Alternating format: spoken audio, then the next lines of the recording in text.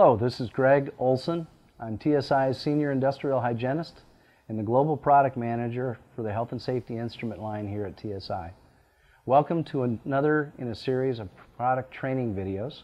Today we're going to be going over the DustTrak DRX, which is similar to the DustTrak 2 in menu format. What we're specifically going to do today is go through how to program a DustTrak 2 or DRX to sample either in survey mode, which is a non-logging mode, or manual logging mode, which is a quick setup mode for logging, and a program log mode, which is a much more detailed sample program that can be run for extended periods of time or to be able to conduct multiple samples. Now, across the bottom of a DustTrak 2 or DRX, you have a row of tabs, function tabs.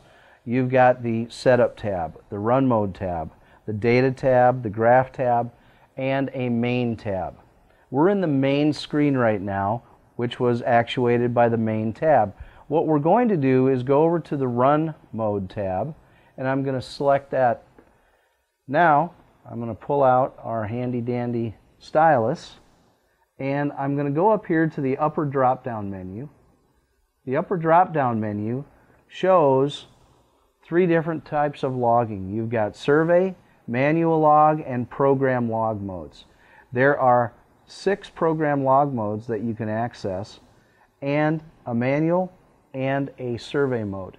Survey is you just want to take data, you're not recording anything. So let's look at setting up for survey mode. In survey mode, you've got 2 different things that you can set. Do you want to turn the instrument on immediately on startup? And what is your time constant? Typically, I like to run 10-second time constants. Now, what's a time constant? Time constant is the rate at which the screen is going to update during survey mode sampling. So what it amounts to is it's a 10-second rolling average of concentration. Very similar to what you might find on an old analog sound level meter that has a fast and a slow response. All we're doing is extending out the time that the unit has been looking at data to give us a more stable reading. You could have a time constant set from 1 second to 1 minute. I typically like the 10 seconds because it gives us nice stable reading. So that's set at 10 seconds. All we simply do is click back up here, and we can literally go back to the main page, and we can start sampling by hitting the start button. And now we're in a survey log mode, and we're looking at 10-second time constants. I'm going to hit the stop button, and I'm going to go back to the run mode. Now I'm going to click on the upper drop-down menu again, and I'm going to look at manual logging. In manual logging, I've got a couple of other things that we're going to look at. We've got test length, all right? We've got log interval and time constant. Now, again, our time constant, let's make that 10 seconds.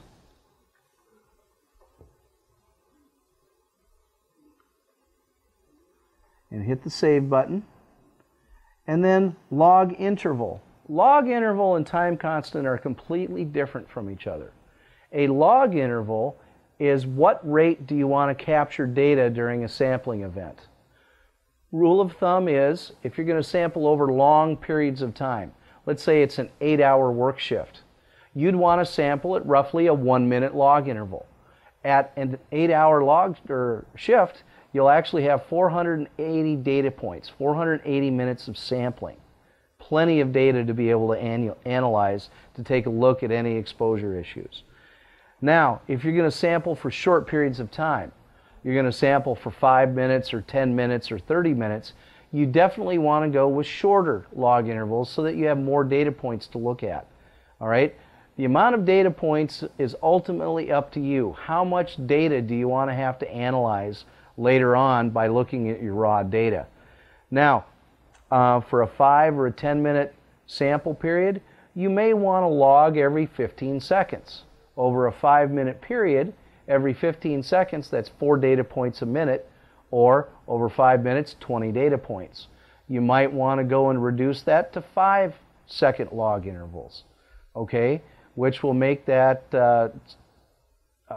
12 data points a minute, or 5 times 12 is 60 data points. So it just kind of depends on what you want to do.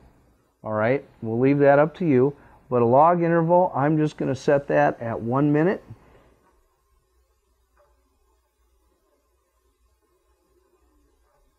And hit the save button. And now the test length. How long do you want to sample? Since I set a 1-minute log interval, I'm going to set the hours to 8 hours, 0 minutes, 0 days, and I'm going to hit save. And now I'm going to go back to the main menu, and if I turn this program on by hitting the start button, we will sample for an 8-hour period as soon as I hit the button, and we'll have 1-minute log interval data, and we're going to have a 60-second time, or excuse me, a 10-second time constant that is going to come up on the screen. Bear in mind, 10-second time constant data at 1-minute log interval will not be the same data. They will be different. Now let's go back and let's look at a more comprehensive logging program. Go to the upper drop-down menu, and I'm going to go to one of the other tests. Now, the nice thing about the program log mode is that you can actually name your test file. So I can get in here and I can put in a custom nomenclatured name, and I'm just going to use the backspace key, get rid of test 1, and I'm just going to go www and hit save. Now that's my test program. Underneath here I have a lot of different program elements with which to work with. I have test length, log interval, number of tests. Now you could set up a custom program to run for a whole week. And let's go back to what we just programmed on the manual log mode. We programmed in a 1-minute log interval, an 8-hour shift sample period, okay, for test length. And now I could put in number 5 for 5 tests. And then down here under time between tests, what you would program in, because you're going to sample from, say, 8 in the morning till 5 in the afternoon, okay, or 4 in the afternoon, however you want to do this, you would go and program in that you're sampling for 8 hours, and then the time between the tests would be 16 hours, making up a 24-hour period. So time between tests would be 16 hours. You have some other log criteria down here where you can say when you want the test to start. You can name a date and a time. So let's say you want a sample to start at 9 o'clock in the morning, you want it to conclude at 5 o'clock in the afternoon, and you want it to run from Monday through Friday. So you would program in a test length of 8 hours, a log interval of 1 minute, number of tests 5, time between tests 16 hours, and then a start date of Monday, whatever that date may be, the calendar date, and then a start time of 900 hours, 0900 hours. All right? Program that into the instrument. Go back to the main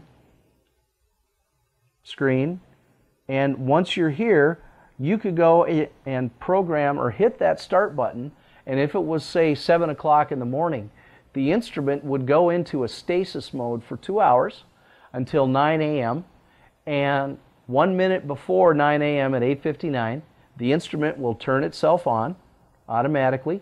The pump will warm up, the optics will warm up, and then at exactly 9 a.m., the instrument will start logging data for that 8-hour period, 5 times in a row, five sequential days under the program that you just initiated. So the DustTrak 2 and the DRX have a very complex programming capability. able to take care of your short-term or long-term sampling needs. This is Greg Olson with TSI. I hope this product training video has been informational. Thank you. Bye for now.